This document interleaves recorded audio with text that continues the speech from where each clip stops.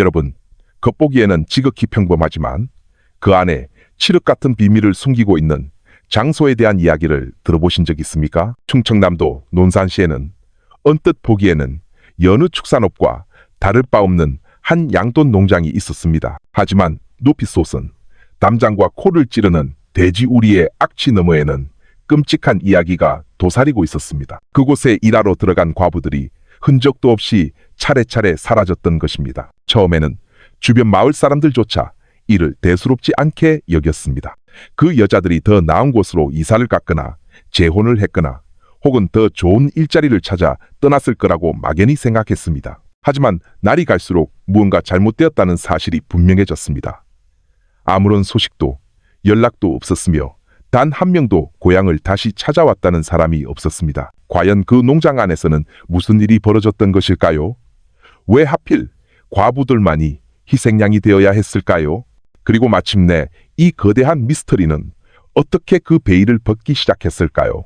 저와 함께 충청남도 논산의 한 양돈 농장 뒤에 숨겨진 어두운 비밀을 한꺼풀씩 벗겨보시죠.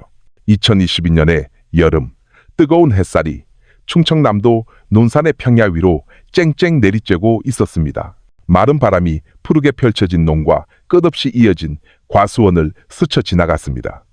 매미 소리는 마을 주민들이 논두렁을 따라 소를 모는 소리와 어우러졌습니다. 외부인이 보기에 논산의 삶은 평화롭고 소박하며 느리게 흘러가는 듯 했습니다. 하지만 그 평온함 속에는 마을 사람들이 입에 올릴 때마다 서로 수군거리게 만드는 한 장소가 있었습니다. 그곳은 바로 김영철이라는 남자의 양돈 농장이었습니다. 마을 사람들은 그를 보통 김 사장이라고 불렀습니다. 그는 50대 중반의 남자로 순박해 보이는 얼굴에 말투는 느릿느릿했고 동네 다방에 갈 때면 늘 작업복 차림으로 나타나곤 했습니다. 그의 농장은 마을과 꽤 떨어진 외진 곳에 자리 잡고 있었습니다.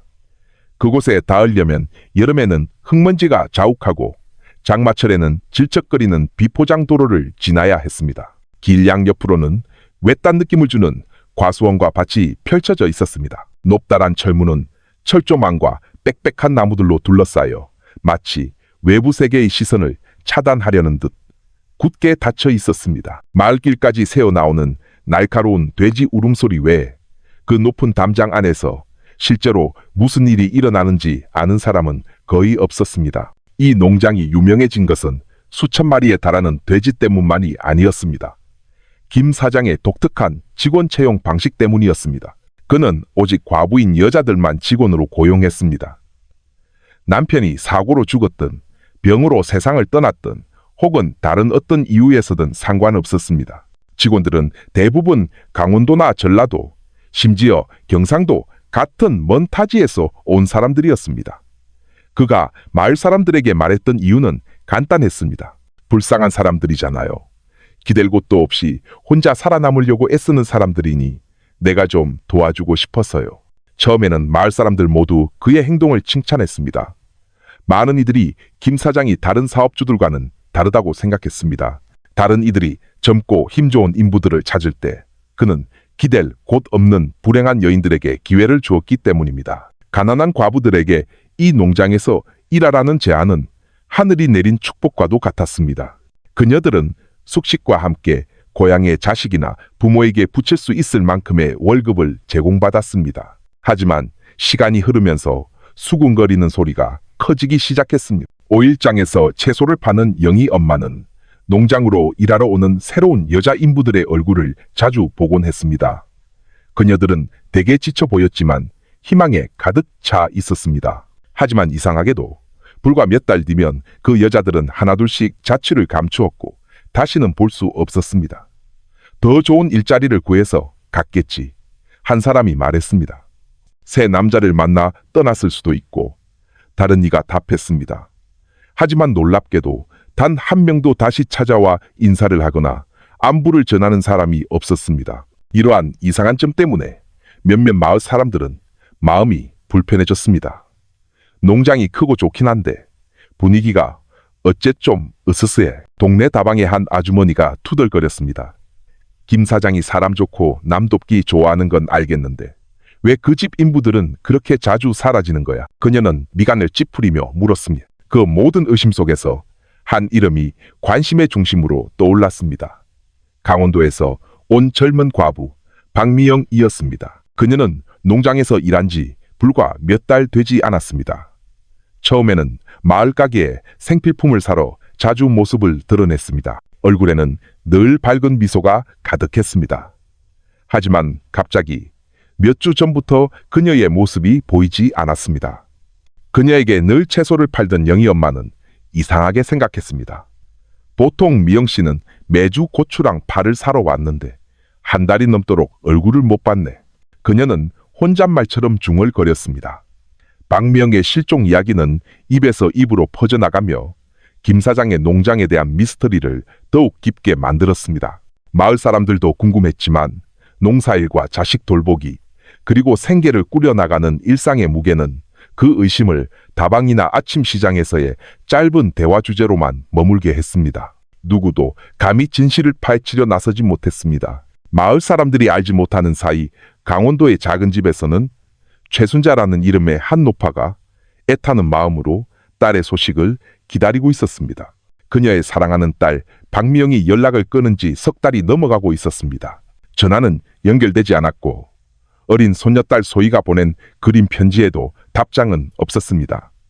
어머니의 마음은 의심과 두려움으로 가득 차기 시작했습니다. 그리고 바로 이 지점에서 미스터리와 용기 그리고 비극으로 가득 찬 기나긴 이야기가 막을 올리게 될 것이었습니다. 김 사장이라는 이름은 그 지역 마을 사람들 사이에서 점점 더 유명해졌습니다. 단지 그의 거대한 양돈 농장 때문만이 아니라 다른 사람들과는 다른 그의 기이한 직원 채용 방식 때문이었습니다. 젊고 힘센 남자나 지역 주민을 구하는 대신 그는 오직 과부인 여자들만 고용했습니다. 강원도든 전라도든 경상도든 어디선가 남편을 잃고 어렵게 사는 여자가 있다는 소문이 들리면 어김없이 김 사장의 사람이 찾아가 그녀들을 스카우트했습니다. 제안은 늘 같았습니다. 일자리가 필요하면 우리 농장으로 와요. 숙식은 물론 월급도 드립니다. 처음에는 많은 사람들이 그의 행동을 칭찬했습니다. 김 사장은 정말 마음이 따뜻한 사람이야. 어려운 사람들만 골라서 돕잖아. 마을 사람들이 말했습니다. 하지만 몇몇은 이상하게 생각했습니다. 왜 하필 과부들만 고용하는 거지? 일자리가 필요한 다른 사람들도 많은데. 그 칭찬 뒤에는 말로 표현되지 않은 이유가 있었습니다. 과부들은 통제하기가 더 쉬웠습니다. 그녀들은 대개 연고 없는 타지 출신이었고 주변에 친척이나 아는 사람도 없었습니다. 생계 때문에 어쩔 수 없이 묵묵히 일해야만 했습니다. 다른 선택지가 없었기에 그녀들은 아무런 질문도 하지 않고 그저 일했습니다. 박미영도 그중 한 명이었습니다. 공장 사고로 남편을 잃은 후 그녀의 삶은 송두리째 바뀌었습니다. 그녀는 어린 두 자녀, 소희와 민준을 적은 수입으로 혼자 키워야 했습니다. 빨래방 아르바이트도 해보고 식당 주방 보조로도 일했으며 심지어 집에서 떡을 만들어 팔아보기도 했지만 생활은 나아지지 않았습니다. 논산으로 가서 일하라는 제안을 들었을 때 그녀는 그것을 일생일대의 기회로 여겼습니다. 주변에서 조심하라는 충고도 있었지만 박미영은 길을 떠나기로 결심했습니다. 그녀는 아이들을 어머니인 최순자 씨에게 맡기고 김 사장의 양돈 농장으로 향하는 먼 길에 올랐습니다. 농장에 도착하자 박미영은 따뜻한 환대를 받았습니다. 김 사장은 마치 그녀의 고통을 다 이해한다는 듯 부드러운 말투로 말했습니다. 사는 게 힘들었지? 여기서는 마음 편하게 일해요. 그냥 자기 집이라고 생각하고 열심히만 하면 다 잘 될 거야. 그 말에 박미영은 안도감과 고마움을 느꼈습니다. 처음 며칠간의 일은 고되고 힘들었습니다. 돼지우리의 역한 냄새, 귀를 찢는 듯한 울음소리, 그리고 축사를 청소하고 사료를 준비하는 데 드는 육체적인 노동은 그녀의 몸을 지치게 했습니다. 하지만 박미영은 꿋꿋이 버텼습니다. 그녀는 항상 아이들의 얼굴을 떠올렸고 고향집에 돈을 붙일 때마다 마음이 부풀어 올랐습니다. 농장에서 박미영은 혼자가 아니었습니다. 그녀처럼 남편을 잃고 타지에서 온 다른 여자들도 있었습니다. 그들은 허름한 인부 숙소에서 얇은 요를 깔고 나란히 누워 잤습니다. 밤이 되면 가족에 대한 그리움, 과거의 이야기, 그리고 미래에 대한 희망을 속삭이는 소리가 들려왔습니다. 하지만 이상하게도 누구도 이곳에 오래 머물지 않았습니다. 일을 시작한 지 몇 달 후 박미영은 익숙했던 이름들이 하나둘씩 사라지는 것을 알아차렸습니다. 경기도 이천에서 온 아주머니는 갑자기 사라졌는데 고향으로 돌아갔다는 소문만 들렸습니다.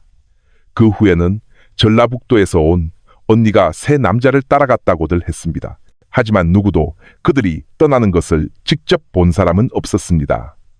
작별 인사도 소식도 없이 마치 공기 속으로 사라진 것 같았습니다. 이런 이상한 점은 최 소장수 영희 엄마도 눈치챘습니다. 그녀는 자신에게서 늘 고추와 파를 사가던 익숙한 얼굴들이 어느 날 갑자기 다시는 나타나지 않는 것을 이상하게 여겼습니다. 참 이상해. 저 농장 인부들은 얼굴이 왜 이렇게 자주 바뀌지? 이제 막 안면 좀 텄다 싶으면 어느새 사라져버리니. 그녀는 고개를 저으며 투덜거렸습니다. 박미영의 의심을 더욱 키운 것은 농장 끝에 있는 사료 배합실이라 불리는 건물이었습니다. 김 사장은 어떤 인부도 그곳에 들어가는 것을 허락하지 않았습니다. 위험해. 기계가 커서 다칠 수 있으니 내가 알아서 할게. 그것이 그의 이유였습니다. 매일 밤 그 건물에서는 기계가 쿵쾅거리는 소리가 들려왔습니다. 때로는 이상하고 코를 찌르는 냄새가 섞여 나오기도 했습니다. 단순한 동물 사료 냄새가 아니라 코가 아릴 정도로 더 지독한 냄새였습니다. 박미영은 여러 번 물어보고 싶었지만 마음을 다잡았습니다. 그녀는 이 일이 자신의 유일한 희망이라는 것을 잘 알고 있었습니다. 말을 많이 했다가는 일자리를 잃을 수도 있었습니다. 그래서 그녀는 마음속에 질문이 가득했지만 침묵을 선택했습니다. 지치고 힘들 때면 그녀는 짬을 내어 강원도에 있는 어머니에게 전화를 걸었습니다. 처음에는 일주일에 한 번, 그 다음에는 2주에 한 번으로 줄었고 시간이 갈수록 통화는 더욱 뜸해졌습니다. 박미영은 늘 여기는 신호가 잘 안 터져요. 엄마, 돈 모이는 대로 바로 붙여드릴게요. 라고 말했습니다. 최순자 씨는 마음속 깊은 곳에서는 걱정이 되었지만 딸의 말을 믿었습니다. 주변 마을 사람들에게 이 모든 일은 그저 대화의 주제일 뿐이었습니다. 그들은 농사일과 가족을 돌보느라 바빴습니다. 타지에서 온 인부들의 실종은 중요한 문제로 여겨지지 않았습니다. 다른 데 일하러 갔겠지. 대부분의 사람들이 그렇게 생각했습니다.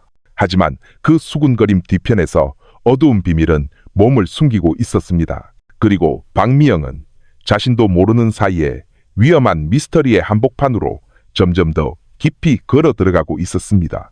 논산 마을 사람들의 대화는 보통 동네 다방이나 오일장에서 이루어졌습니다. 대화 주제는 주로 쌀값이나 날씨 혹은 마을 잔치 같은 것들이었습니다. 하지만 최근 몇 달 동안 항상 빠지지 않고 등장하는 주제가 하나 있었습니다. 바로 김 사장의 양돈 농장이었습니다. 처음에는 칭찬 일색이었습니다. 정말 대단해. 그 집 돼지가 매일같이 늘어난대. 수천 마리는 좋게 된다던데. 한 남자가 블랙커피를 마시며 말했습니다. 다른 이가 거들었습니다. 맞아. 김 사장이 최근에 새 기계도 들여놨다더라고. 사업이 아주 잘 되나 봐. 모두들 고개를 끄덕였습니다. 어떤 이는 부러워했고 어떤 이는 마을에 성공한 사람이 있다는 것을 자랑스러워했습니다. 하지만 머지않아 칭찬의 목소리는 의문으로 바뀌었습니다. 시장의 상인들 사이에서 수군거림이 시작되었습니다. 혹시 눈치챘어요? 그 농장 인부들 얼굴이 너무 자주 바뀌는 거. 한 상인이 물었습니다. 그러게 말이야. 처음엔 이천에서 온 아주머니가 있더니 그 다음엔 정읍댁, 지금은 강원도에서 온 아가씨라던데 잠깐 한눈 팔면 다들 사라져버려. 다른 이가 작은 목소리로 답했습니다. 상인들 중에서 영희 엄마가 이 이야기를 가장 자주 꺼냈습니다. 행상이었던 그녀는 인부들과 가장 친하게 지냈습니다. 누가 고추를 많이 사가는지, 누가 값을 깎아달라고 하는지 다 알고 있었습니다. 그렇기 때문에 그녀는 그 익숙한 얼굴들이 더 이상 보이지 않게 되었을 때 가장 먼저 알아차린 사람이었습니다. 난 정말 이상해. 그녀는 아침 시장에서 말했습니다. 고향에 돌아갈 거면 작별 인사라도 하거나 소식이라도 전해줘야지. 이건 뭐 그냥 흔적도 없이 사라져버리니 처음부터 없었던 사람 같아. 그녀의 말에 몇몇은 소름이 돋는다고 했지만 대부분은 그저 마른 웃음을 지었습니다. 마을 사람들은 모두 의심했지만 대부분은 신경 쓰지 않기로 했습니다. 우리 살기도 벅찬데 농사도 지어야 하고 소도 키워야 하고 애들 학교도 보내야 하잖아. 타지에서 왔다가 떠나는 사람들의 일에 끼어드는 것은 불필요한 일로 여겨졌습니다. 남의 일에 괜히 신경 쓰지 마. 그러다 괜히 골치 아파져. 다방의 한 남자가 말했습니다. 그럼에도 불구하고 의심은 계속 남아 있었습니다. 동네 젊은이들은 이 이야기를 농담거리로 삼기 시작했습니다. 밤에 그 농장 앞 지나가지 마라. 그러다 김 사장한테 잡혀간다. 그들은 낄낄거리며 말했습니다. 어떤 이는 한밤중에 캄캄해야 할 사료 배합실에서 번쩍이는 불빛을 봤다고 맹세하기도 했습니다. 박미영의 이름은 더 자주 언급되었습니다. 몇몇 마을 사람들은 아직도 그녀의 얼굴을 기억했습니다. 누구에게나 인사를 건네던 강원도에서 온 미소 띤 여자. 그녀는 늘 가게에서 파나 채소를 사가곤 했는데 그녀 역시 오랫동안 얼굴을 보이지 않았습니다. 미영 씨는 어디 갔대? 아직 거기서 일하나? 한 아주머니가 물었습니다. 모르겠어. 나도 그게 궁금해. 그렇게 착하고 예의 바른 사람이 갑자기 사라지다니. 영희 엄마가 걱정스러운 표정으로 답했습니다. 의심은 과거에 그 농장에서 일했던 이석구라는 인부가 마을로 돌아오면서 더욱 커졌습니다. 그는 농장에서 건설 인부로 일했지만 오래 버티지 못했습니다. 그는 옛 친구에게 이렇게 속삭였습니다. 난 도저히 못 견뎌서 나왔어. 밤마다 사료 배합실에서 기계 소리가 요란하게 들리는데 냄새도 역해서 머리가 아플 지경이야. 그리고 김 사장 말고는 아무도 못 들어가. 이석구의 이야기는 입에서 입으로 퍼져나갔습니다. 확신이 없던 사람들에게 이 고백은 불에 기름을 붓는 격이었습니다. 하지만 언제나처럼 수군거림은 작은 대화의 장을 벗어나지 못했습니다. 아무도 감히 경찰에 신고하지 않았습니다. 의심과 두려움이 마음속에 남아있었지만 모두가 침묵을 지켰습니다. 영희 엄마는 농장으로 가는 길을 지날 때마다 먼 산을 바라보곤 했습니다. 그녀는 잠시 알았다가 흔적도 없이 사라져버린 여러 여자의 얼굴을 떠올렸습니다. 저 높은 담장 뒤에는 대체 뭐가 있는 걸까? 그녀는 중얼거렸습니다. 하지만 그녀는 그저 한 명의 상인일 뿐. 기억하고 질문하는 것 외에는 아무런 힘이 없었습니다. 마을 사람들도 각자의 삶을 계속 살아갔습니다. 노는 여전히 돌봐야 했고 시장은 매일 아침 활기가 넘쳤습니다. 하지만 그 일상 뒤편에서 김 사장의 농장에 대한 수군거림은 결코 잦아들지 않았습니다. 마치 논산의 밝은 햇살 속에서도 항상 따라다니는 검은 그림자처럼 말입니다. 강원도의 작은 집에서 최순자라는 이름의 노파는 매일을 불안한 마음으로 보냈습니다. 그 집은 비록 작았지만 평소에는 손주들인 소희와 민준의 소리로 가득 차 있었습니다. 하지만 딸 박미영이 일하러 떠난 후 집은 눈에 띄게 조용해졌습니다. 처음에는 최순자 씨도 웃을 수 있었습니다. 박미영은 꼬박꼬박 전화를 걸어와 농장에서의 일에 대해 이야기해 주었습니다. 일이 힘들기는 했지만 그녀는 늘 희망에 찬 목소리로 통화를 마쳤습니다. 괜찮아요, 엄마. 제가 돈만 잘 붙일 수 있으면 돼요. 엄마가 애들 좀 잘 봐주세요. 그 말에 최순자 씨는 딸의 결정이 옳았다고 믿었습니다. 하지만 시간이 흐르면서 전화는 점점 뜸해졌습니다. 일주일에 한 번이 한 달에 한 번이 되었고 마침내 3개월 이상 연락이 완전히 끊겼습니다. 딸의 전화기는 꺼져 있었고 손녀 소희가 꽃 그림을 그려보낸 편지에도 답장은 오지 않았습니다. 손녀가 할머니, 엄마는 언제 와요? 라고 물을 때마다 최순자 씨의 마음은 미어지는 듯 했습니다. 그녀는 애써 자신을 다독였습니다. 일이 바쁜가 보지. 신호가 안 터지는 곳에 있거나. 하지만 매일 밤 불길한 예감은 그녀를 괴롭혔습니다. 그녀는 한밤중에 깨어나 탁자 위의 가족 사진을 보며 눈물을 흘렸습니다. 그녀는 자신의 딸을 잘 알았습니다. 박미영은 이렇게 아무 소식도 없이 사라질 아이가 아니었습니다. 초조함은 최순자 씨를 행동하게 만들었습니다. 어느 날 아침 손주들의 아침밥을 차려준 후 그녀는 짐을 꾸렸습니다. 낡은 가방에 옷 몇 벌과 마지막 남은 쌈짓돈을 소중히 챙겼습니다. 그녀는 소희와 민준을 믿을 만한 이웃집에 맡기고 무거운 마음으로 집을 나섰습니다. 그녀가 향한 곳은 버스 터미널이었습니다. 논산으로 가는 길은 길고 멀었습니다. 최순자 씨는 낡은 시외버스에 앉아 많은 사람들과 몸을 부대끼며 가방을 꼭 껴안았습니다. 그녀의 시선은 허공을 떠돌았고 머릿속은 질문으로 가득 찼습니다. 내 딸아, 지금 어디에 있니? 잘 지내고 있는 거니? 엄마가 꼭 찾아낼게. 터미널에 내려 그녀는 사람들에게 김 사장의 양돈 농장으로 가는 길을 물었습니다. 하지만 농장은 번화가에서 멀리 떨어져 있어 아는 사람이 거의 없었습니다. 결국 그녀는 오토바이 택시를 빌려 흙먼지 날리는 비포장도로를 달려갔습니다. 높다란 철문 앞에 도착했을 때 그녀의 심장은 세차게 뛰었습니다. 돼지 우리의 역한 냄새가 풍겨왔고 돼지들의 울음소리가 기계 소리와 섞여 안에서부터 들려왔습니다. 최순자 씨는 잠시 멈춰서 있다가 떨리는 손으로 문을 두드렸습니다. 얼마 지나지 않아 한 중년 남자가 나타났습니다. 그의 얼굴은 인자해 보였고 옅은 미소를 띠고 있었습니다. 무슨 일이시죠, 어머님? 그가 물었습니다. 최순자 씨는 심호흡을 하고 말했습니다. 저는 미영이 엄마예요. 제 딸이 여기서 일하는데 오랫동안 집에 연락이 없어서 찾아왔어요. 그 말을 듣자 남자의 표정은 순간 변했지만 이내 평정을 되찾았습니다. 그는 바로 김 사장이었습니다. 그는 부드러운 목소리로 답했습니다. 아, 미영 씨요? 그 친구 여기 그만둔 지 꽤 됐어요. 서울에서 좋은 남자를 만났다고 같이 결혼해서 살 거라고 하더라고요. 제가 차비까지 보태줬는데 집에다가는 이미 말한 줄 알았죠. 최순자 씨는 망연자실했습니다.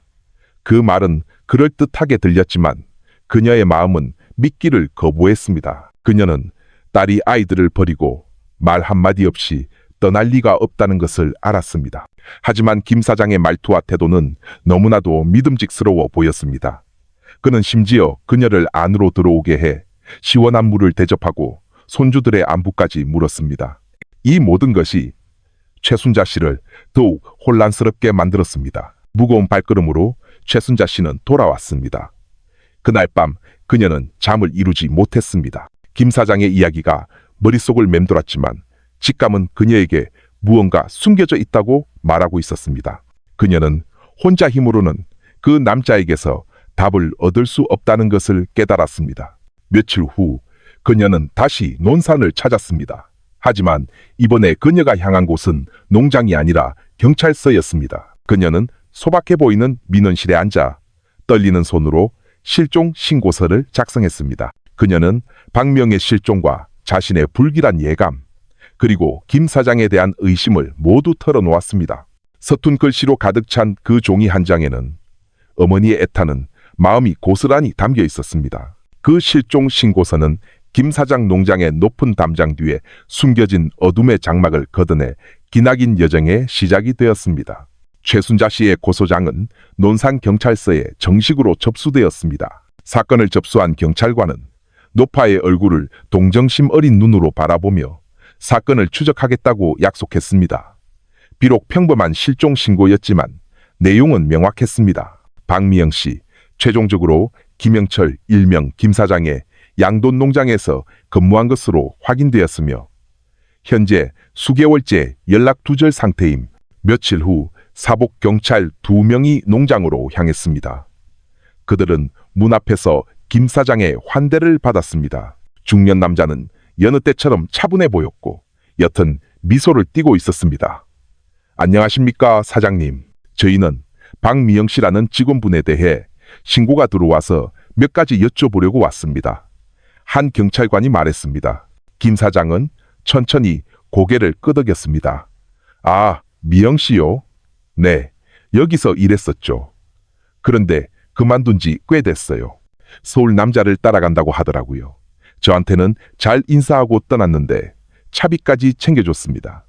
가족들은 이미 알고 있을 줄 알았는데 그의 목소리는 확신에 차 있었고 망설임이 없었습니다. 경찰은 박미영이 머물렀던 숙소를 봐도 되냐고 요청했습니다. 김 사장은 인부 숙소 중 한 곳을 가리켰습니다. 방은 텅 비어 있었고 얇은 요 몇 개만 놓여 있었습니다. 직원들이 나가면 저희는 항상 방을 청소합니다. 김 사장이 짧게 설명했습니다. 조사는 농장 주변으로 이어졌습니다. 겉으로 보기에 모든 것은 정상적이었습니다. 돼지우리 주변에는 일하는 인부들이 있었고 특유의 악취가 진동할 뿐 의심스러운 점은 없었습니다. 한 경찰관이 물었습니다. 혹시 직원들에 관한 서류나 기록 같은 게 있을까요? 신분증, 사본이나 고용계약서 같은 거요. 김 사장은 고개를 저었습니다. 저희는 작은 사업장이라서요. 공식적인 계약서 같은 건 없습니다. 사람들이 일하러 왔다가 또 떠나고 모든 게 간단합니다. 그의 대답은 서류 작업이 철저하지 않은 시골 지역의 관행을 고려할 때 그럴듯하게 들렸습니다. 1시간 가까이 둘러본 후 경찰은 돌아갔습니다. 그들의 보고서에는 단 몇 줄의 내용만 적혀 있었습니다. 대상자는 사건 발생 장소에서 근무한 이력이 있음. 농장주 진술에 따르면 약 3개월 전 자발적으로 퇴사함. 개인 소지품 발견되지 않았으며 퇴사 장면을 직접 목격한 증인 없음. 경찰서에서 이 사건은 자발적 가출로 분류되었습니다. 이는 본인의 의사에 따라 가족에게 알리지 않고 떠났을 가능성이 있는 경우를 의미했습니다. 담당 경찰에게 있어 이런 일은 외지에서 온 노동자들에게 흔히 일어나는 일이었습니다. 그 설명을 들었을 때 최순자 씨는 자신의 귀를 의심했습니다. 그녀는 경찰서로 불려가 범죄 혐의점이 없으므로 수사를 잠정 중단한다는 통보를 받았습니다. 어머님 사건은 기록해 두겠습니다. 새로운 단서가 나오면 즉시 수사를 재개하겠습니다. 한 경찰관이 사무적인 말투로 말했습니다. 최순자 씨는 고개를 끄덕였지만 마음속으로는 거부했습니다.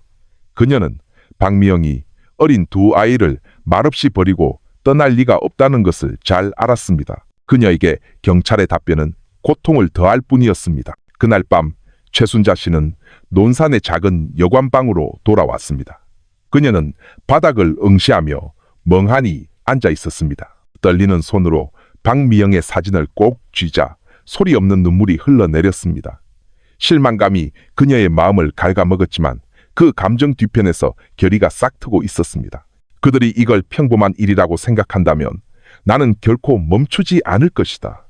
나는 계속 찾아 나설 것이다. 농장 주변 마을에서는 경찰이 다녀갔다는 소문이 빠르게 퍼졌습니다. 마을 사람들은 경찰이 왔지만 빈손으로 돌아갔다고 수군거렸습니다. 영희 엄마는 걱정스럽게 고개를 저었습니다. 겉으로만 보면야 정상으로 보이겠지. 하지만 난 분명 무언가 숨겨져 있다고 믿어. 다른 마을 사람들은 침묵을 선택했습니다. 그들에게 김 사장은 여전히 가난한 과부들을 돕기 좋아하는 자의 분한 남성이었습니다.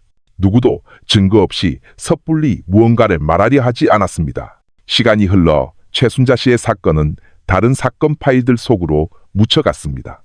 하지만 어머니에게 시간은 결코 상실의 아픔을 지우지 못했습니다. 최순자 씨는 여전히 논산에 머물며 아주 작은 정보라도 얻기 위해 애썼습니다.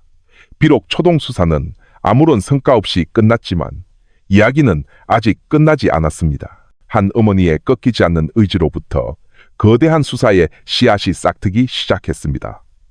김 사장의 평온한 미소 뒤에 숨겨진 어두운 면을 폭로할 수사가 말입니다. 하루하루가 흘러갔지만 최순자 씨는 결코 멈추지 않았습니다.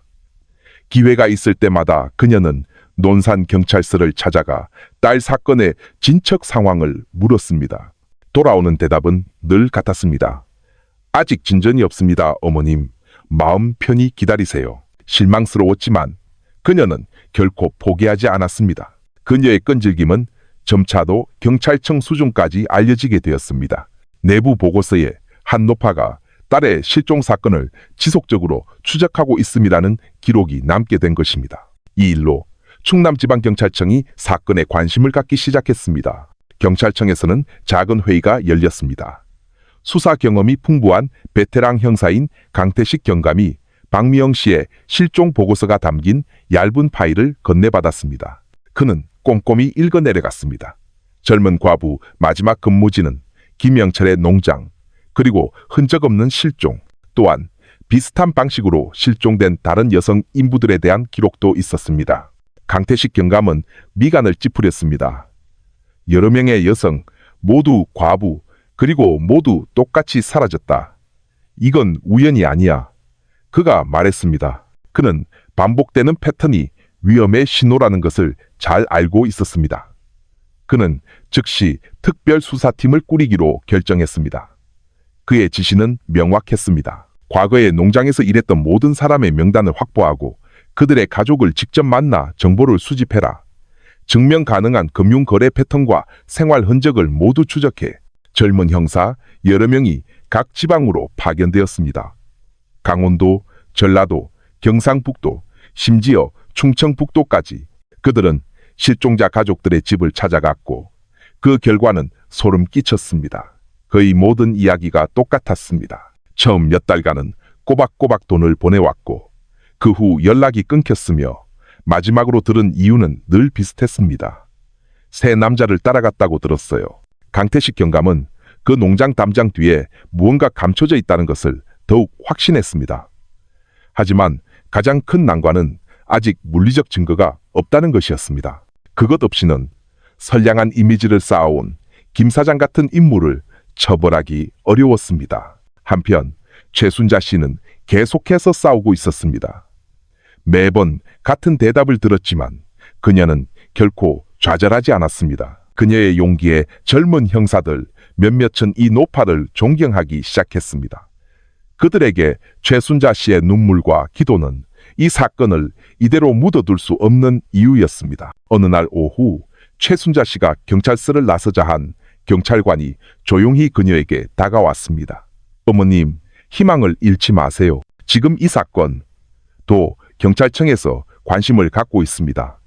높은 분이 직접 챙기고 계시니 기도하며 기다려 주세요. 그 말에 최순자 씨의 마음속에 작은 희망의 불씨가 피어올랐습니다.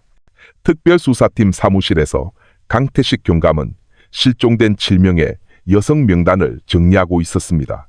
그는 그녀들의 출신지, 근무기간, 그리고 마지막으로 소식을 전한 날짜까지 기록했습니다. 7개의 이름, 7개의 이야기, 그리고 1개의 동일한 패턴. 이건 단순 실종 사건이 아닐 수 있다. 만약 이게 범죄라면 우리는 아주 신중해야 해. 그가 말했습니다. 팀은 조용히 움직이기 시작했습니다. 누군가는 은행 계좌를 추적했고 누군가는 멀리서 농장을 감시했으며 또 다른 이들은 증언을 해줄 만한 전직 인부들을 찾아 나섰습니다. 모든 정보 조각들이 서서히 맞춰지며 거대한 퍼즐의 형태를 드러내고 있었습니다. 한편 논산 마을에서는 여전히 수군거림이 계속되었습니다. 그들은 또 경찰청에서 형사들이 내려왔다는 소식을 들었습니다. 어떤 이는 안도했고 어떤 이는 두려워했습니다. 하지만 누구도 공개적으로 무언가를 말하지는 못했습니다. 처음부터 의심해왔던 영희 엄마는 진실이 빨리 밝혀지기만을 바랄 뿐이었습니다. 밤이 깊어지자 최순자 씨는 박미영의 사진을 보며 기도했습니다. 그녀는 자신의 기도가 강태식 경감이 이끄는 특별수사팀의 노력과 함께하고 있다는 사실을 알지 못했습니다. 수사를 더 깊이 파고들 준비를 하고 있는 팀, 그리고 자신도 모르는 사이에 사건은 새로운 국면으로 접어들고 있었습니다. 과부들의 미스터리한 실종 패턴 속으로 더 깊이 파고드는 그들을 끔찍한 진실로 이끌게 될 기나긴 여정이었습니다. 강태식 경감이 꾸린 특별수사팀은 움직이기 시작했습니다. 모든 행보는 극도로 신중했습니다. 결정적인 증거 없이 섣불리 움직였다가는 이 사건이 다시 묻힐 수도 있었기 때문입니다. 그들은 실종된 인부들의 가족을 찾는 것부터 시작했습니다. 강원도에서 전라도까지 형사들은 강원도의 작은 집을 찾아갔습니다. 한 여성이 말했습니다. 제 딸이 매달 돈을 보내줬어요. 일이 힘들지만 돈은 잘 번다고 했죠. 그러다 어느 날 연락이 뚝 끊겼어요. 어떤 사람이 그러는데 걔가 남자를 만나서 경기도로 갔다더라고요. 하지만 지금까지 아무 소식이 없어요. 전주에서는 다른 실종자의 가족이 오랫동안 비어있는 통장을 보여주었습니다. 처음엔 김 사장 농장 이름으로 돈이 꼬박꼬박 들어왔어요. 그러다 갑자기 딱 끊기고 그 뒤로는 연락이 안 됐어요. 그녀의 오빠가 힘없이 말했습니다. 여러 지역에서 비슷한 이야기가 반복되었습니다. 처음에는 돈을 보내오다가 연락이 끊기고 마지막 이유는 늘 같았습니다. 세 남자를 따라갔다. 강태식 경감은 천천히 고개를 저었습니다. 그들이 정말 자발적으로 떠난 거라면 흔적이 있어야 해. 전화통화 기록이나 새로운 금융거래 혹은 가족에게 전하는 소식이라도. 하지만 이건 모든 게 동시에 멈췄어. 이건 그보다 더 큰 무언가가 있다는 뜻이야. 그의 지시에 따라 팀은 희생자들의 모든 은행 계좌를 추적했고 그 결과는 충격적이었습니다. 거의 모든 계좌가 동일한 패턴을 보였습니다. 풍년농장이라는 회사 이름으로 정기적으로 돈이 입금되다가 마지막 달에 큰 금액이 한 번에 인출되어 잔고가 0이 되었습니다. 그 후로는 계좌에 아무런 움직임이 없었습니다. 한 분석관이 말했습니다. 이건 체계적인 패턴입니다. 모든 것이 같은 지점에서 끝납니다. 강 경감은 화이트보드를 바라보았습니다. 이제 보드는 이름과 날짜 그리고 각 사건을 잇는 붉은 선들로 가득 차 무서운 거미줄처럼 보였습니다. 7명의 생명, 7개의 이야기, 하지만 단 하나의 패턴. 하지만 그는 패턴이 법적 증거는 아니라는 것을 잘 알고 있었습니다. 직접적인 증인이나 물적 증거 없이는 김 사장 같은 인물을 기소하기 어려웠습니다. 논산 마을의 삶은 여전히 평온하게 흘러갔습니다. 김 사장은 여전히 다방에 나타나 사람들과 다정하게 인사를 나누었고 때로는 작은 도움을 주기도 했습니다. 겉으로 그는 여전히 마음씨 좋은 사람이었습니다. 오랫동안 의심해왔던 채소장수 영희 엄마는 투덜거릴 뿐이었습니다. 내 예감이 틀림없어. 분명 뭔가가 숨겨져 있을 거야. 그녀는 또 경찰청에서 사건을 맡았다는 소식에 기뻐했지만 정작 자신은 많은 말을 할 용기가 없었습니다. 그날 밤 경찰청에서 강태식 경감은 팀원들 앞에 섰습니다. 우리는 패턴을 찾아냈지만 아직 부족해. 우리에겐 내부의 눈이 필요해. 농장 담장 안에서 실제로 무슨 일이 일어나는지 볼 수 있는 사람 말이야. 그 말에 회의실은 침묵에 잠겼습니다. 모두들 다음 단계가 얼마나 위험한지 잘 알고 있었습니다. 하지만 그것이 유일한 방법이었습니다. 밖에서는 최순자 씨가 여전히 작은 여관방에서 밤하늘을 바라보며 딸이 무사하기를 기도하고 있었습니다. 그녀는 수사가 새로운 단계에 접어들었다는 사실을 알지 못했습니다. 미스터리의 심장부로 사람을 침투시키려는 대담한 계획이 세워지고 있다는 것을. 며칠간 과부들의 실종 패턴을 분석한 끝에 강태식 경감은 결론을 내렸습니다. 수사는 더 이상 서류와 정보에만 머물러 있을 수 없어. 우리에겐 내부에 들어갈 사람이 필요해. 그래야만 실제로 무슨 일이 일어나는지 볼 수 있어. 그가 특별수사팀 회의에서 말했습니다. 여러 명의 요원 이름이 거론되었습니다. 남자 경찰관, 경험 많은 베테랑 형사들. 하지만 그들 모두 농장에서 일했던 인부들의 유형과는 맞지 않았습니다. 마침내 선택은 28세 젊은 여경 윤서진 경위에게로 좁혀졌습니다. 그녀는 겉보기에 수수하고 믿음직스러운 인상이었으며 이미 여러 임무에서 용감함을 증명한 바 있었습니다. 윤서진 경위는 상관의 명령을 담담한 표정으로 들었습니다. 마음속으로는 위험을 인지했지만 실종된 7명의 여성 명단을 보자 그녀의 마음은 굳건해졌습니다. 그들이 그렇게 사라질 수 있었다면 나도 용기를 내야 해. 이건 단순한 임무가 아니라 인간에 대한 이야기야. 팀은 서둘러 그녀를 위한 새로운 신분을 준비했습니다. 윤서진은 충청북도 출신의 이선미라는 이름의 과부 역할을 맡게 되었습니다. 가짜 신분상 그녀의 남편은 사고로 사망했으며 하나뿐인 아들은 고향의 언니에게 맡기고 온 것으로 설정되었습니다. 주민등록증, 사망진단서, 심지어 아들과 함께 찍은 조작된 사진까지 모든 세부 사항이 치밀하게 만들어졌습니다. 며칠 동안 윤서진은 역할에 몰입하기 위해 연습했습니다. 그녀는 시골 사투리로 말하는 법을 배우고 표정 연기를 연습했으며 상처받고 일자리가 절실한 여성처럼 보이도록 몸짓을 바꾸었습니다. 훈련은 짧았지만 그녀를 준비시키기에는 충분했습니다. 약속된 날이 왔습니다. 낡은 옷과 작은 가방 하나를 손에 든 채 윤서진은 농장문으로 향했습니다. 심장이 세차게 뛰었지만 그녀는 억지로 걱정스러운 표정을 지었습니다. 문이 열리고 그 뒤에는 김 사장이 서 있었습니다. 그는 의심 가득한 눈으로 그녀를 쳐다보았습니다. 누구요? 그가 무뚝뚝하게 물었습니다. 저는 이선미라고 합니다. 충북에서 왔어요. 남편이 죽고 아들 먹여 살리려면 돈을 벌어야 해서요. 윤서진은 떨리는 목소리로 대답하며 고개를 숙였습니다. 김 사장은 그녀를 한참 동안 빤히 쳐다보더니 마치 무언가를 저울질하는 듯 했습니다. 그리고 그의 입꼬리가 살짝 올라갔습니다. 좋소? 그럼 들어와서 일해요. 열심히만 하면 모든 건 다 제공해 줄 테니. 윤서진은 마음속으로 안도의 한숨을 내쉬었습니다. 첫 단계는 성공이었다. 그녀는 안으로 들어왔다. 농장에서의 첫 며칠은 지옥 같았습니다. 돼지우리를 청소하고 사료를 주고 구역질이 날 것 같은 악취를 견뎌야 했습니다. 밤에는 작은 숙소방에서 얇은 요를 깔고 혼자 잠을 잤습니다. 하지만 그녀를 가장 긴장하게 만든 것은 김 사장의 시선이었습니다. 그 남자는 불쑥 나타나 음식을 가져다 주거나 안부를 묻곤 했지만 그의 눈은 마치 그녀의 모든 행동을 평가하는 듯한 관찰로 가득 차 있었습니다. 윤서진은 계속해서 자신의 역할을 수행했습니다.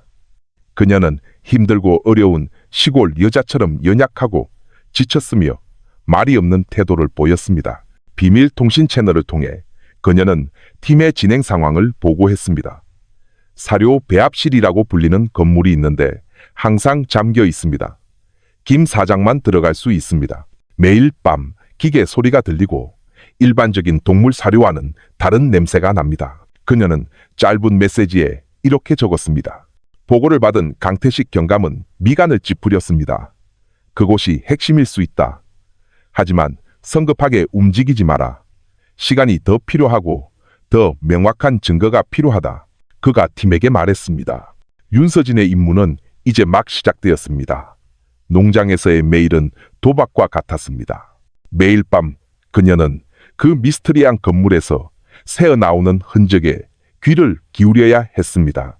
그녀는 아주 작은 실수 하나만으로도 자신의 목숨이 위험에 처할 수 있다는 것을 잘 알고 있었습니다. 하지만 그녀는 그 위험 뒤에 반드시 밝혀져야 할 거대한 진실이 있다는 것 또한 알고 있었습니다. 그녀가 이제 막 내디딘 이 작은 발걸음이 수많은 여성들의 삶을 흔적도 없이 삼켜버린 미스터리를 푸는 길이 될지도 몰랐습니다. 농장에서의 매일은 윤서진에게 경계의 연속이었습니다. 낮에는 다른 인부들처럼 일했습니다.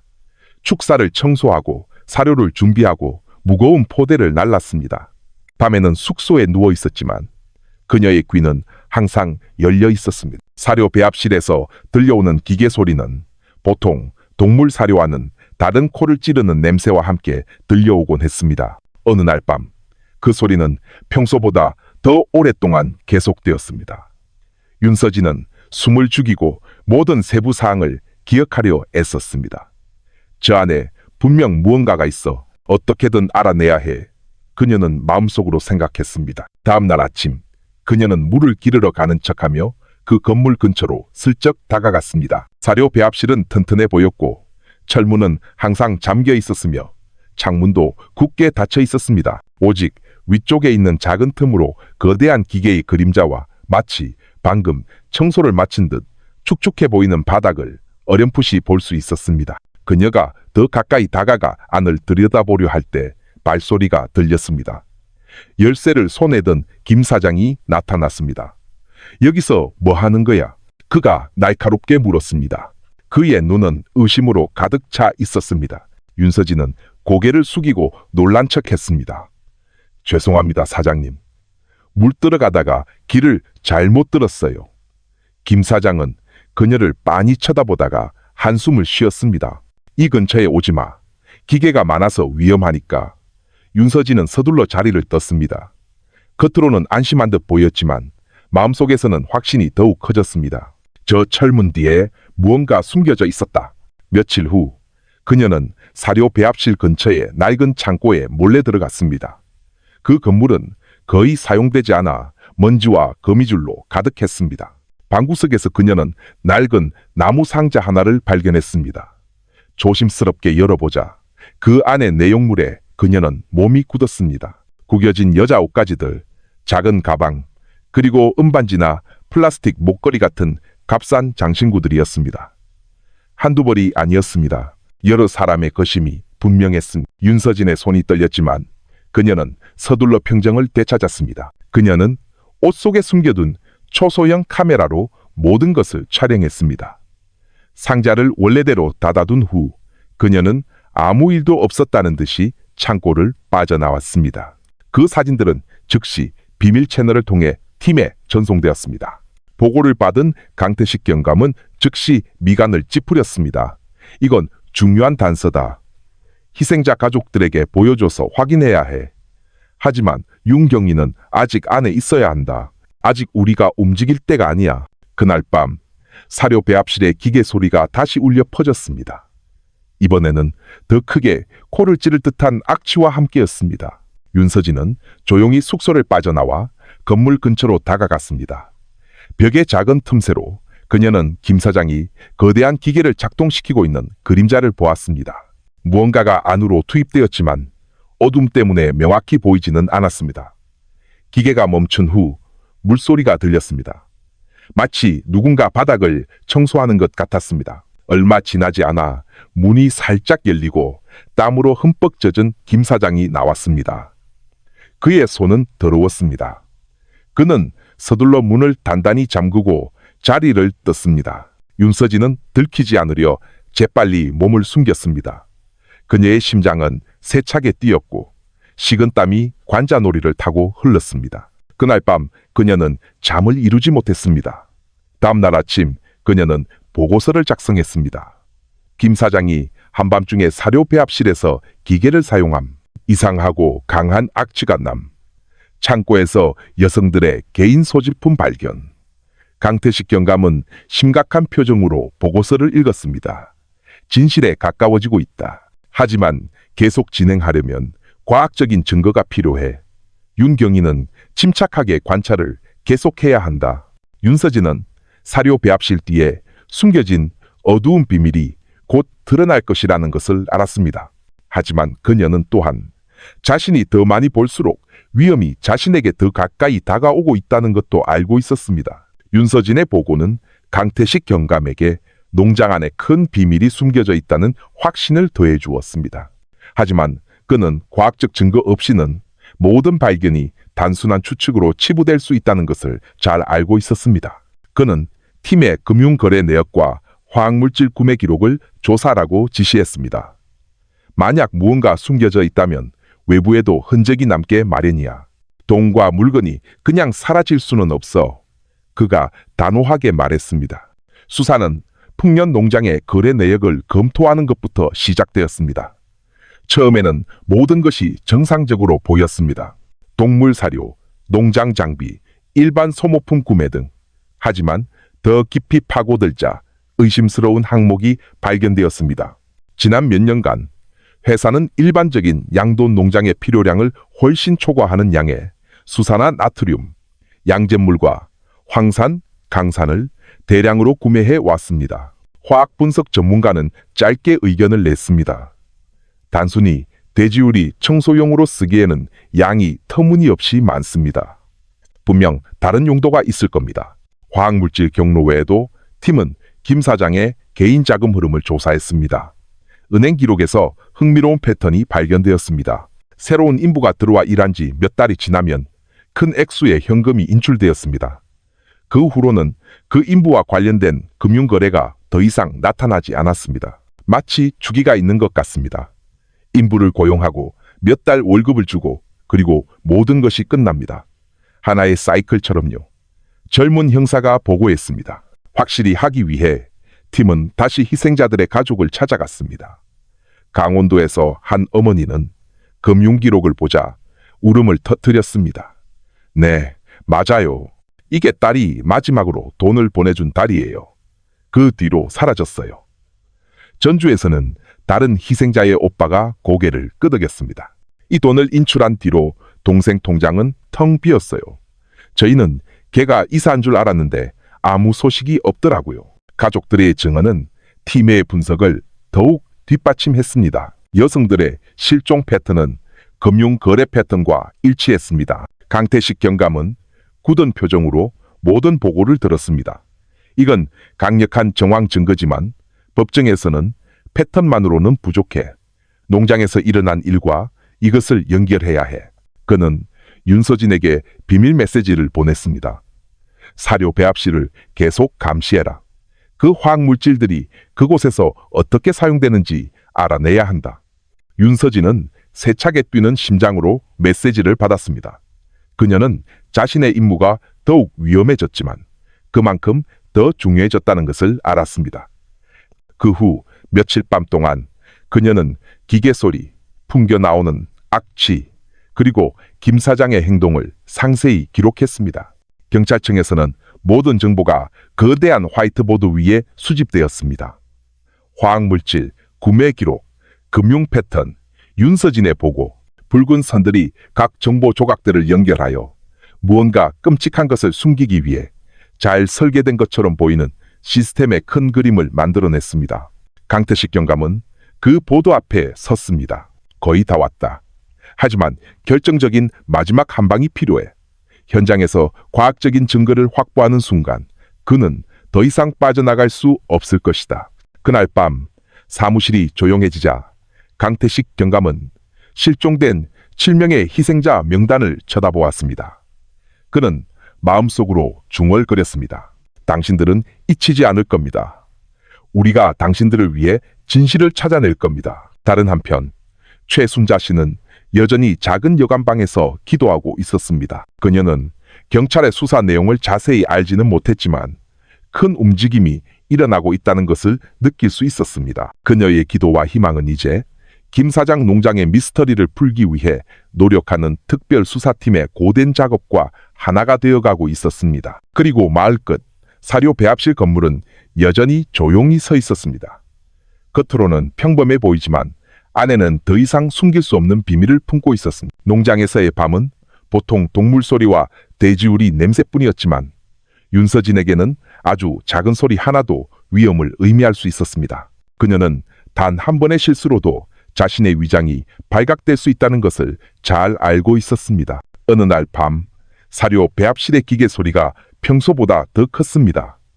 진동이 숙소까지 느껴질 정도였습니다. 지독한 악취가 다시 돌아왔습니다. 잠든 척하던 윤서진은 조용히 일어나 밖으로 나갔습니다. 그녀는 사료 포대더미 뒤에 웅크리고 앉았습니다. 좁은 틈으로 사료 배합실 문이 살짝 열려 있는 것이 보였습니다. 안에서는 김 사장이 거대한 기계를 조작하느라 여념이 없었습니다. 그의 얼굴은 땀으로 가득했습니다. 그는 큰 통에 담긴 액체를 붓고 있었고 그러자 악취는 더욱 심해졌습니다. 윤서진은 기침이 나오지 않도록 숨을 참았습니다.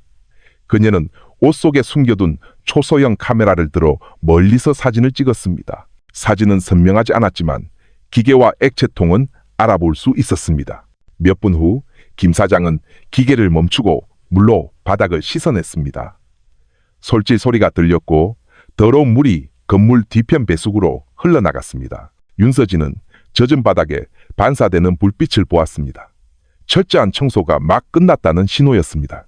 그때 김 사장이 밖으로 나왔습니다. 그는 문 앞에서 잠시 서서 담배에 불을 붙였습니다. 그의 시선이 주위를 훑었습니다. 윤서진은 숨을 죽이고 몸을 포대에 바싹 붙였습니다. 그 순간은 영원처럼 길게 느껴졌습니다. 다행히도 얼마 지나지 않아 김 사장은 안으로 돌아가 문을 단단히 잠갔습니다. 윤서진은 조심스럽게 숙소로 돌아왔습니다. 그날 밤 그녀는 잠을 이루지 못했습니다. 다음날 그녀는 짧은 보고서를 작성했습니다. 김 사장이 사료 배합실에서 거대한 기계를 사용함, 통에서 화학물질을 부었고 바닥을 철저히 청소함, 한밤중의 활동, 사진 첨부, 경찰청에서 강태식 경감은 굳은 표정으로 보고를 받았습니다. 사진은 흐릿했지만 기계, 액체통, 그리고 비정상적인 활동이 있었다는 것은 분명했습니다. 이것으로 우리의 가설이 더욱 확실해졌다. 하지만 여전히 현장에서의 물리적 증거가 필요해. 그가 말했습니다. 팀은 심각하게 논의했습니다. 시간이 얼마 남지 않았다는 것을 알았지만 너무 빨리 움직일 경우에 위험도 인지하고 있었습니다. 우리가 서두르면 그가 모든 증거를 인멸할 수도 있습니다. 젊은 형사 중 한 명이 말했습니다. 한편 윤서진은 계속해서 자신의 역할을 수행했습니다. 낮에는 축사를 청소하고 저녁에는 지친 척 했으며 밤에는 여전히 경계를 늦추지 않았습니다. 때때로 그녀는 김 사장이 자신을 의심스러운 눈으로 쳐다보는 것을 느꼈습니다. 마치 그가 그녀를 믿지 않기 시작한 것처럼 어느 날 오후 김 사장이 그녀에게 다가왔습니다. 많이 지쳐 보이는군. 힘들면 말해. 다른 사람 구하면 되니까. 윤서진은 고개를 숙였습니다. 괜찮습니다. 사장님, 아들 때문에 이 일이 꼭 필요해요. 김 사장은 그녀를 한참 쳐다보다가 옅은 미소를 지었습니다. 좋아, 참고 계속해. 하지만 쓸데없는 짓은 하지 말고. 그 말은 평범하게 들렸지만 윤서진에게는 숨겨진 경고처럼 느껴졌습니다. 그녀는 자신의 시간이 얼마 남지 않았다는 것을 더욱 확신했습니다. 그날 밤 기계 소리가 다시 들렸습니다. 이번에는 더 오랫동안 계속되었고 무거운 것이 떨어지는 듯한 충격음도 들렸습니다. 윤서진은 용기를 내어 조금 더 가까이 다가가 보았습니다. 좁은 틈으로 그녀는 이상한 액체가 바닥에 흘러넘치는 것을 보았고 김 사장이 서둘러 물로 씻어내는 것을 목격했습니다. 그녀는 다시 카메라를 들어 최대한 많은 사진을 찍었습니다. 여전히 선명하지는 않았지만 비정상적인 액체는 충분히 볼 수 있었습니다. 숙소로 돌아온 윤서진은 다시 짧은 보고서를 작성했습니다. 기계 소리가 평소보다 길었음, 충격음 있었음, 바닥에서 이상한 액체를 목격했고 즉시 청소됨, 사진 첨부. 경찰청에서 강태식 경감은 붉은 선으로 가득한 보드를 바라보았습니다. 인부들의 실종 패턴, 금융거래, 화학물질 구매, 그리고 이제는 윤서진이 보낸 사진 증거까지 조각들이 점점 더 선명한 그림으로 맞춰지고 있었습니다. 하지만 그는 윤서진이 점점 더 큰 위험에 처해 있다는 것도 깨달았습니다. 더 이상 지체할 수 없다. 다음 단계를 생각해야 할 때야 그가 팀원들에게 말했습니다. 그날 밤 윤서진은 숙소에 앉아 작은 창문으로 하늘을 바라보았습니다. 그녀는 자신에게 속삭였습니다. 조금만 더 버티자. 이 미스터리는 반드시 풀려야 해. 충남지방경찰청 특별수사팀의 회의 분위기는 더욱 긴장되었습니다. 사료 배합실에서의 의심스러운 활동에 대한 윤서진의 보고는 금융 분석과 화학물질 구매 기록을 뒷받침하는 결정적인 증거가 되었습니다. 강태식 경감은 붉은 선으로 가득 찬 거대한 보드를 바라보았습니다. 이제 전체 그림이 보인다. 하지만 공식적으로 압수수색 영장을 청구하려면 명확한 법적 근거가 필요해. 그렇지 않으면 이 사건은 단순한 의심으로 기각될 수 있어. 한 형사가 제안했습니다. 윤경희가 안에 너무 오래 있었습니다. 더 기다리면 위험이 커집니다. 강태식 경감은 천천히 고개를 끄덕였습니다. 알고 있다. 그래서 법적 돌파구를 찾아야 해. 그때 팀은 중요한 단서를 찾아냈습니다. 양잿물과 황산 구매가 유해 화학물질 취급 허가 없이 불법적으로 이루어졌다는 사실이었습니다. 이것만으로도 법적 근거로 충분했습니다.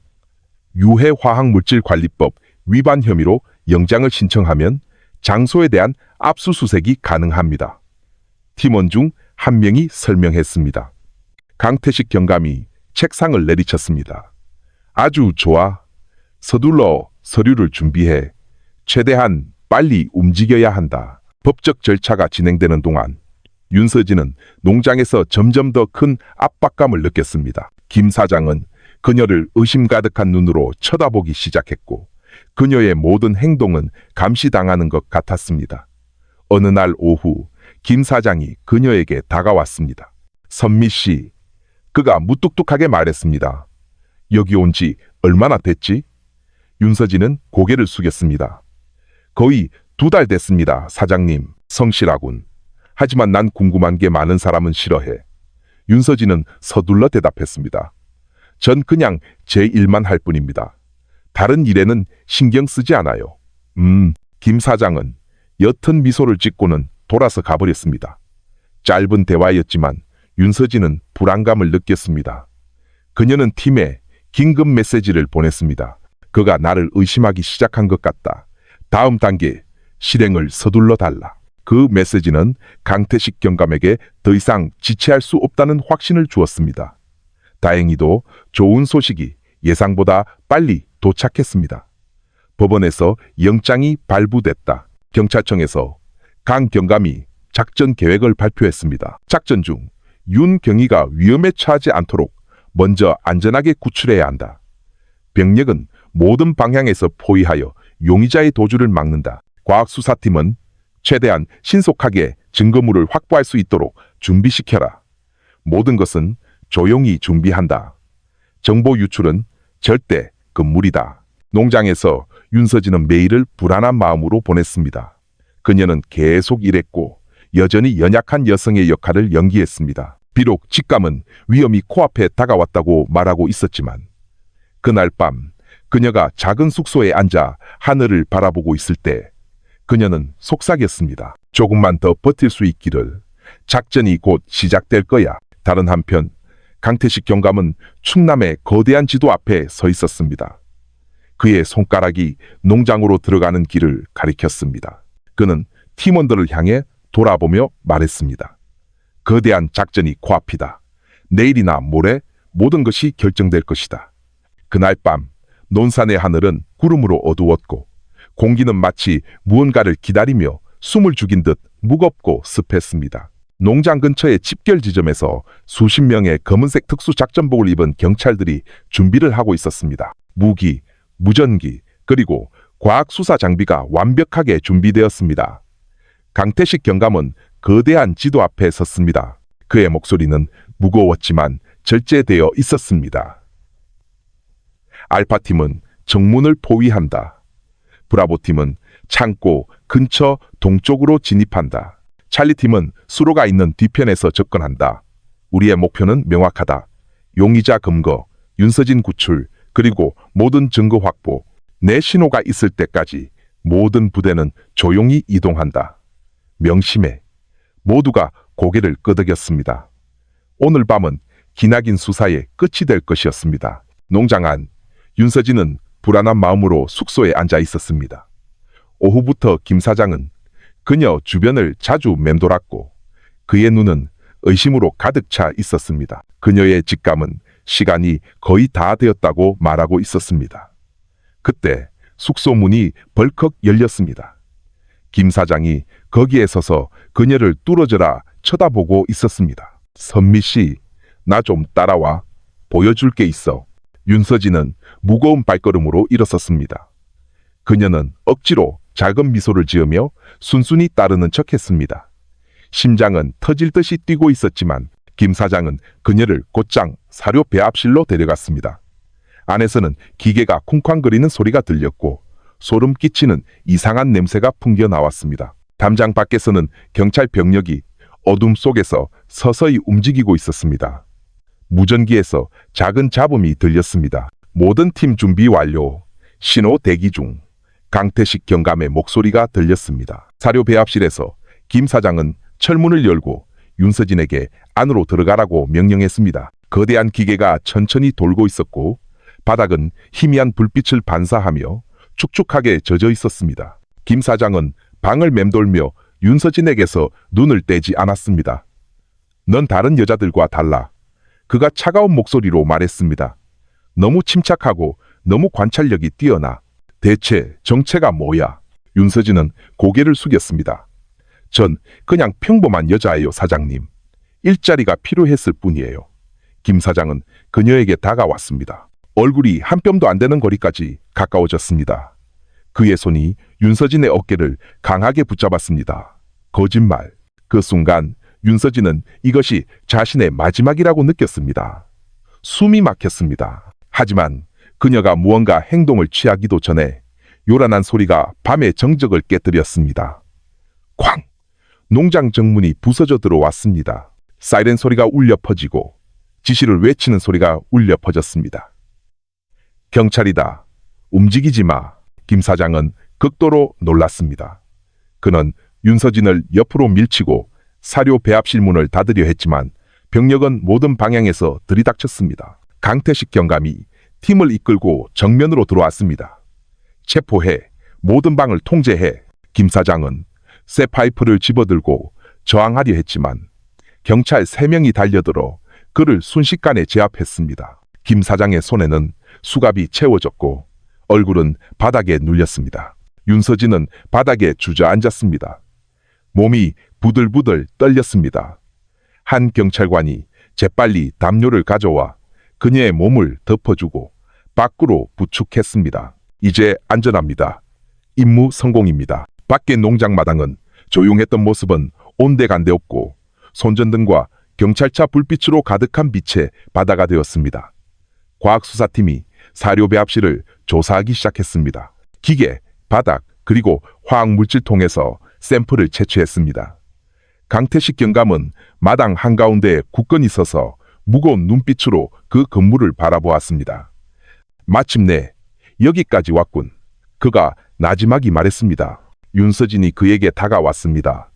얼굴은 여전히 창백했습니다. 경감님, 경찰이 조금만 늦었더라면 전 살아서 나오지 못했을지도 모릅니다. 강 경감은 그녀의 어깨를 가볍게 두드렸습니다. 정말 용감했소. 이 모든 건 당신의 용기 덕분이요. 얼마 지나지 않아 김 사장이 수갑을 찬 채 끌려 나왔습니다. 그의 표정은 무표정했지만 눈은 증오로 가득 차 있었습니다. 그는 윤서진을 흘끗 쳐다보았습니다. 그 시선은 마지막 위협처럼 날카로웠습니다. 하지만 이제 그에게는 저항할 힘이 없었습니다. 그날 밤 굳게 닫혀있던 농장은 열렸습니다. 김 사장이 숨겨왔던 비밀은 이제 경찰의 손에 들어왔고 하마터면 목숨을 잃을 뻔했던 윤서진은 이 장소에 발을 들인 이래 처음으로 안도의 한숨을 내쉴 수 있었습니다. 습격의 밤은 끝났지만 진짜 작업은 이제 막 시작되었습니다. 농장이 통제되자마자 과학수사팀이 즉시 투입되었습니다. 그들은 방호복을 입고 조명등을 설치했으며 모든 구석을 촬영했습니다. 사료 배합실의 거대한 기계는 정밀 조사를 받았습니다. 쇠 틈새에 붙어있는 끈적한 액체는 시험관에 채취되었습니다. 축축해 보이는 바닥은 긁어내어 분석용 샘플로 수거되었습니다. 화학물질 통들은 증거물로 압수되었습니다. 이 냄새는 그냥 평범한 세제가 아니야. 실험실 결과가 모든 것을 증명해 줄 거다. 한 수사관이 속삭였습니다. 밖에서 윤서진은 여경의 위로를 받으며 담요를 두르고 앉아 있었습니다. 그녀의 얼굴은 여전히 창백했지만 눈에는 안도감이 비쳤습니다. 강태식 경감이 다가와 그녀에게 가볍게 고개를 숙였습니다. 정말 큰일을 해냈소. 이제 우리에게 맡기시오. 김 사장은 수감자 호송차에 태워졌습니다. 그의 표정은 무표정했지만 눈빛은 여전히 포기하지 않은 듯 강렬했습니다. 다음 날 국립과학수사연구원의 분석 결과가 나왔습니다. 기계에서 발견된 액체에는 인체 조직의 흔적이 강한 화학물질과 함께 오염되어 있었습니다. 압수된 통은 양잿물과 황산이었으며 그 양은 농장에서 필요로 하는 양을 엄청나게 초과했습니다. 전문가는 이 물질들은 조직을 녹이는 데 사용될 수 있습니다. 발견된 양은 위생 목적으로만 사용하기에는 너무나 비정상적입니다. 라고 설명했습니다. 또한 사료 배합실 바닥의 얼룩에서는 서로 다른 DNA 흔적이 확인되었습니다. 화학물질에 의해 많이 손상되었지만 1명 이상의 사람이 그곳에 있었다는 것을 명확히 하기에 충분했습니다. 강태식 경감은 긴 한숨을 내쉬었습니다. 이것이 우리가 찾던 증거다.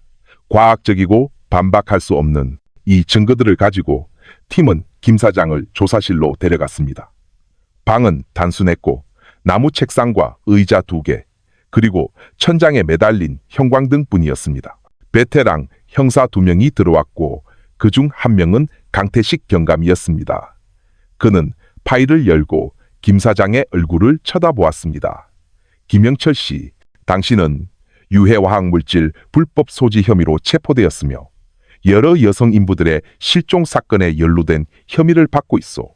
설명하고 싶은 거 있어. 김 사장은 옅은 미소를 지었습니다. 나는 그냥 돼지 키우는 사람일 뿐이요. 내가 한 모든 건 농장을 깨끗하게 유지하기 위해서였어. 다른 형사가 화학물질통 사진을 책상 위에 내려놓았습니다. 청소를 위해서라면 왜 화학물질의 양이 필요 이상으로 이렇게 많습니까? 병원에서 사용하는 양보다도 많습니다. 김 사장은 잠시 침묵하다가 무뚝뚝하게 대답했습니다. 나는 모든 게 살균되고 깨끗한 걸 좋아하오. 강태식 경감은 서두르지 않았습니다. 그는 창고에서 발견된 옷가지와 값싼 장신구 사진을 꺼내 보였습니다. 그럼 이것도 청결을 위한 것이었소? 김 사장의 표정이 미세하게 변했지만 그는 재빨리 평정을 되찾았습니다. 그건 말없이 떠난 인부들의 물건이요. 그들이 찾으러 올까봐 보관해둔 거요. 강 경감은 몸을 앞으로 숙였습니다. 그럼 왜 단 한 명도 돌아오지 않았소? 왜 단 한 명도 가족에게 소식을 전하지 않았냔 말이오? 침묵이 방을 덮었습니다. 마침내 강태식 경감은 국가수의 1차 감식 결과 보고서를 꺼냈습니다. 사료 배합실의 DNA 흔적은 부정할 수 없소. 한 명 이상이었어. 우리는 이걸 희생자 가족들과 대조할 예정이요. 일치하는 순간 당신은 더 이상 빠져나갈 수 없어. 처음으로 김 사장의 얼굴에 불안감이 드러났습니다. 수갑 찬 손이 책상 위에서 꽉 쥐어졌습니다. 이 모든 걸 왜 했냐고? 그가 힘없이 중얼거렸습니다. 당신들은 절대 이해 못해.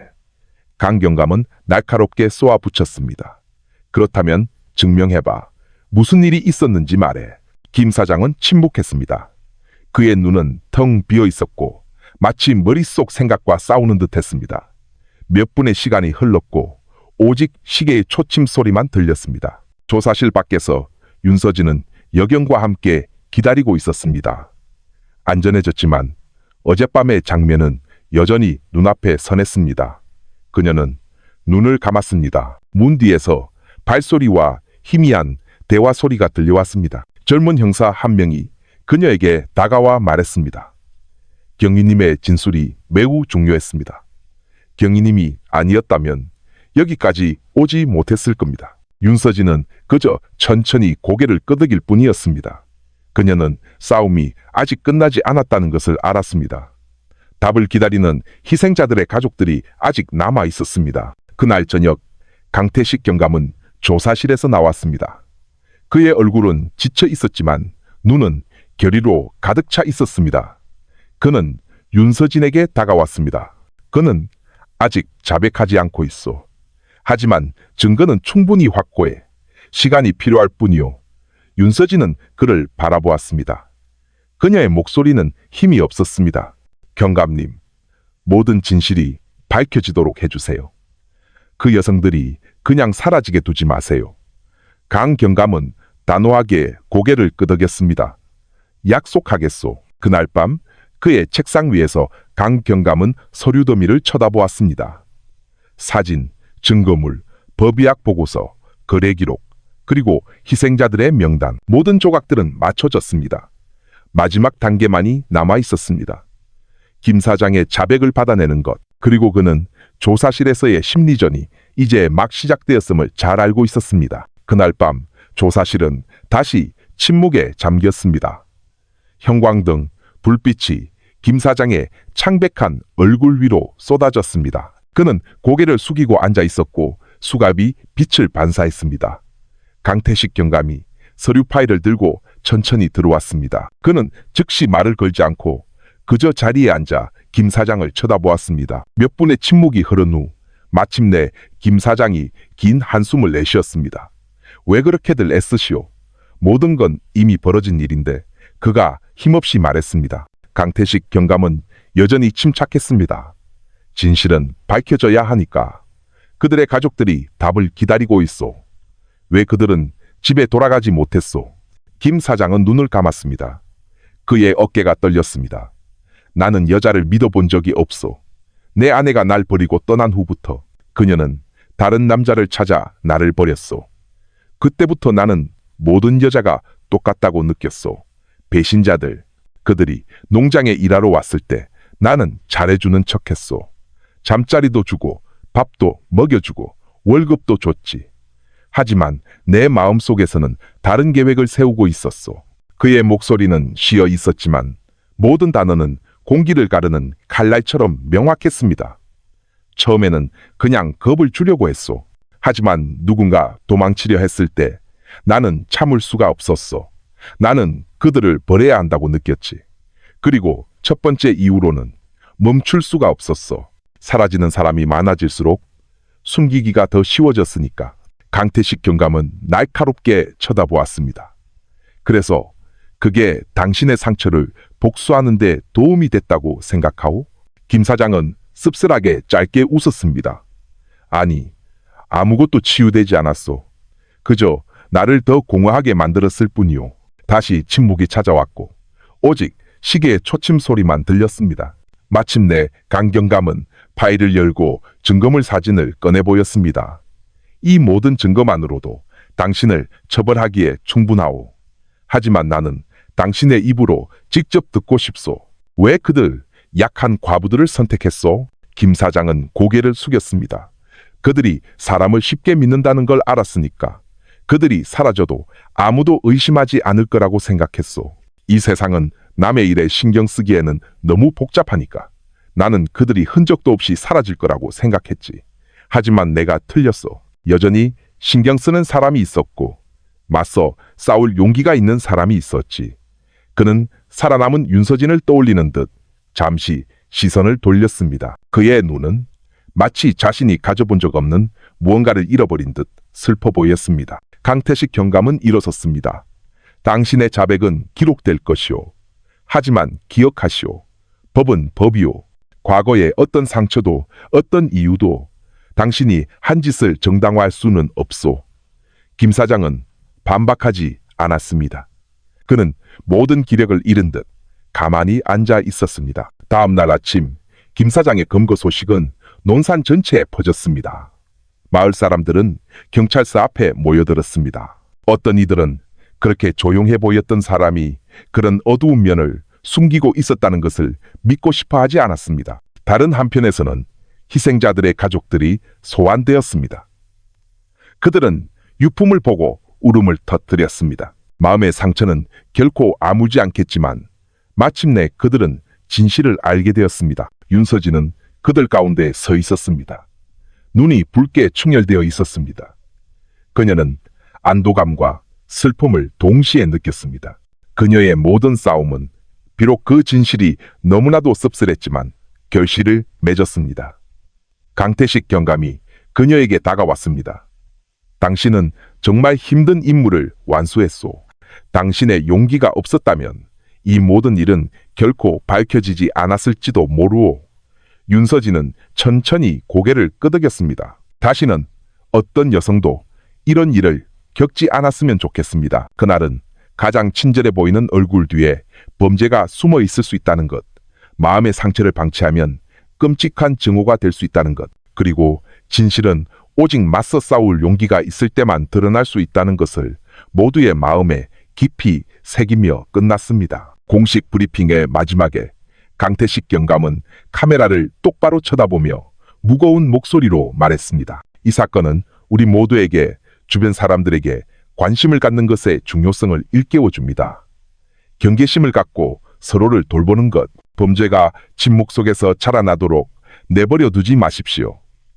우리 가족, 이웃, 그리고 주변 사람들을 함께 돌봅시다. 때로는 아주 작은 관심 하나가 수많은 생명을 구할 수 있기 때문입니다. 이리하여 논산 양돈 농장의 어두운 이야기는 막을 내렸습니다. 상처를 남긴 비극이었지만 모두에게 값비싼 교훈을 주었습니다. 에필로그. 여러분, 논산의 어두운 이야기는 단순히 충격적인 범죄 사건이 아니라 우리 모두에게 깊은 교훈을 주는 경고입니다. 삶은 때로 우리가 상상하지 못했던 어두운 면을 숨기고 있으며 악은 가장 평범해 보이는 얼굴 뒤에 숨어 있을 수 있습니다. 이 이야기에서 우리가 얻을 수 있는 중요한 교훈들이 있습니다. 주변 사람들을 외면하지 마십시오. 작은 인사 한마디, 적절한 때에 건네는 관심이 한 사람의 생명을 구할 수도 있습니다. 주변 환경에 대해 경계심을 가지십시오. 무언가 이상하거나 너무 비밀스럽게 느껴진다면 그 사람을 잘 알기 전까지는 쉽게 믿지 마십시오. 그리고 가장 중요한 것은 상처와 증오가 우리의 마음을 해치도록 내버려 두지 않는 것입니다. 누구나 상처받을 수 있지만 오직 사랑과 용서만이 그것을 치유할 수 있습니다. 이 이야기는 끝났을지 모르지만 그 메시지는 계속 남아 있습니다. 우리 가족과 이웃, 특히 약하고 소외된 사람들에게 더 많은 관심을 가집시다. 때로는 우리의 작은 관심의 발걸음 하나가 누군가의 인생 경로를 영원히 바꿀 수도 있기 때문입니다.